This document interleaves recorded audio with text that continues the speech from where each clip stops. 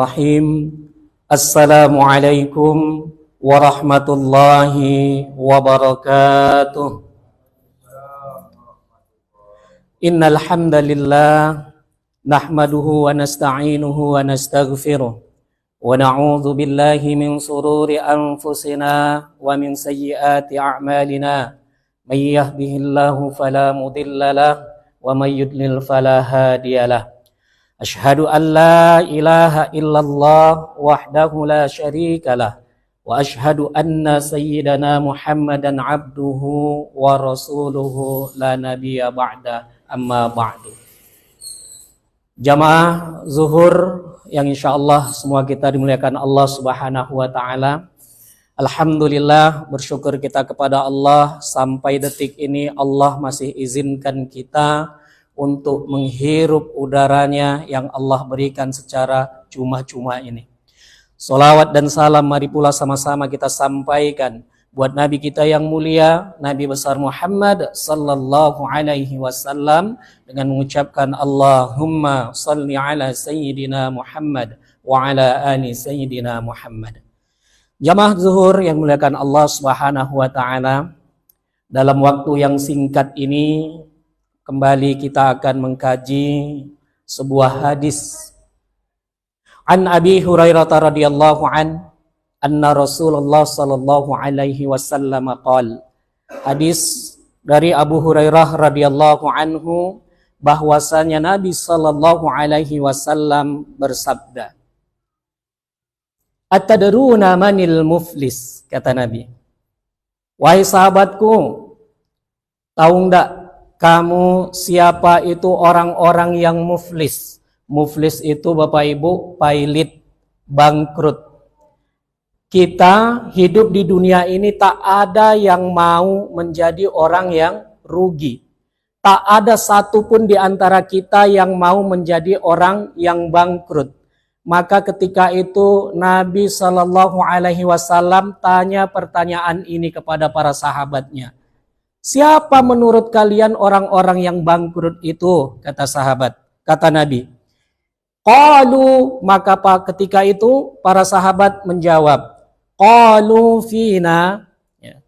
Wahai Nabi Sallallahu Alaihi Wasallam, qalu al-muflisu fina. Orang-orang yang bangkrut di antara kita, di antara kami semua adalah malla dirhama lah wala mata'. Yaitu orang-orang yang tak punya duit, orang-orang yang tak punya uang, orang-orang yang tak punya piti, dan orang-orang yang tak memiliki harta benda. Itu jawaban para sahabat ketika itu. Maka Nabi Shallallahu Alaihi Wasallam katakan, faqal, Nabi Shallallahu Alaihi Wasallam jawab lagi, bukan yang seperti itu, kata Nabi. Lalu yang seperti apa ya Rasul? Innal muflisa min ummati, orang-orang yang dikatakan pailit, yang dikatakan bangkrut, yang dikatakan merugi di kalangan umatku, kata Nabi Shallallahu Alaihi Wasallam adalah mayyati yaumal qiyamah, yaitu nanti ketika mereka datang pada hari kiamat, ya'ti bi sholatin, mereka akan datang membawa pahala sholatnya. Wasyamin, mereka datang juga dengan pahala puasanya. Wazakatin, dan mereka juga banyak akan datang membawa pahala zakatnya dan amalan-amalan kebaikan lainnya. Tapi apa yang terjadi? Wayati qad syatama hadza, kata Nabi. Tapi sayang, mereka datang dengan kekayaan kebaikannya ketika itu, tapi ketika hidup di dunia mereka pernah mencaci orang lain. Wa qazafa haza, pernah menceritakan keburukan, menjelek-jelekkan orang lain. Wa akala mala haza, pernah memakan harta orang lain yang bukan menjadi haknya. Wa syafaka dama haza, pernah berkelahi sampai membunuh, menumpahkan darah. Wa daraba hadza, sampai berkelahi. Akhirnya apa? Maka ketika itu Bapak Ibu, belum lagi diberikan amalan-amalan kebaikannya, balasannya oleh Allah, datang tetangganya, tunggu ya Allah, jangan dikasih dulu pahala sholatnya. Saya tetangganya ketika hidup di dunia, dia pernah mencaci saya, gara-gara cacian dia, satu komplek orang benci sama saya. Maka diberikan, diambil. Fayu'ta lahu hasanatuh. Diberikan nih kebaikan-kebaikan, pahala sholatnya diambil. Datang lagi tetangganya yang lain, menuntut, ya Allah jangan diberikan pahala puasanya. Ya, karena ketika di dunia aku bertetangga dengan dia pernah memfitnah saya. Gara-gara fitnah yang dia lakukan kepada saya, tak ada yang mau bergaul, berteman, menjadi sahabat saya. Diberikan lagi, begitu seterusnya Bapak Ibu. Amalan-amalan kebaikannya diberikan kepada orang-orang yang pernah dia sakiti. Orang-orang yang pernah dia lukai, dia zolimi ketika hidup di dunia.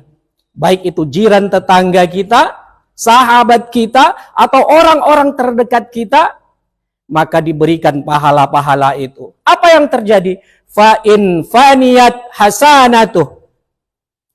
Tapi pahala kebaikan-kebaikannya itu ternyata tidak cukup. Walam yubda ma'alai, untuk mengganti apa yang pernah dia lakukan kepada orang lain ketika hidup di dunia.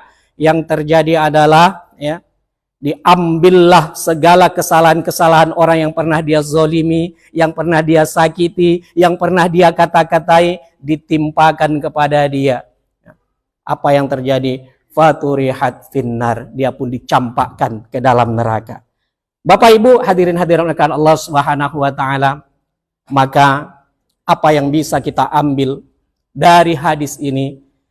Kita hidup di dunia, tak ada yang mau rugi, tak ada yang mau bangkrut, maka sama-sama mari dalam kehidupan bersosial saling menjaga akhlak kita. Akhlak dalam hidup bertetangga, akhlak dalam hidup berkawan, akhlak dalam hidup bermasyarakat perlu kita lakukan. Jangan sampai amalan-amalan yang kita lakukan ketika hidup di dunia ini habis, musnah, tak tersisa sedikit pun di hadapan Allah nanti. Kenapa? Karena banyaknya orang-orang yang menuntut akibat perbuatan zolim kita kepada mereka. Mudah-mudahan Allah Subhanahu wa taala memberikan kita kekuatan, memberikan kita semangat untuk apa? Untuk terus menebar kebaikan-kebaikan dan untuk terus menjaga akhlak kita dalam kehidupan sosial, dalam kehidupan bermasyarakat. Sehingga baik hubungan kita dengan Allah, baik hablum minallah kita,